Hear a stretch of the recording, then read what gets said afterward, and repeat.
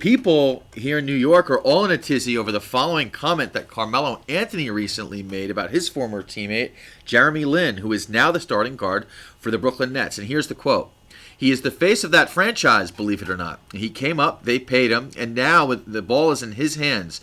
So now he's one of the franchise players over there. What do you want me to say about that? I'm happy for him, excited for him to see how it's going to work out, how it's going to turn out over there. Are people reading too much into this story? I'll start with you, Keisha, to generate a Knicks-Nets rivalry. Also, I know it's preseason and it's a very small sample size, but how do you think the Brooklyn Nets will be this? How do they look this year?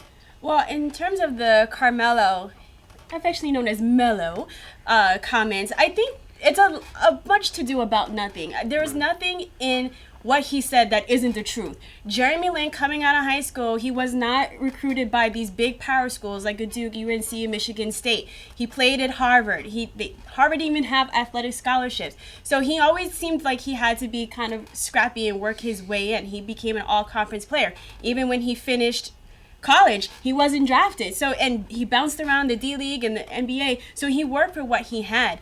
And in terms of being the face of the franchise, he's the most recognizable face and name on the Nets. And so I think by default, he's the face of the franchise. He's getting paid a lot of money, and it's going to be up to him to be a leader as the point guard and as somebody who has years of experience in the NBA. So with that comment, you answered the second part of this question, which was how well the Nets might do, or how well do you think the Nets will do this season? And the second part of how you described that Jeremy Lin is basically a nobody who happened to work hard and get some recognition, and him being the face of the team means that the Brooklyn Nets are going to go that far this year, and I agree with you.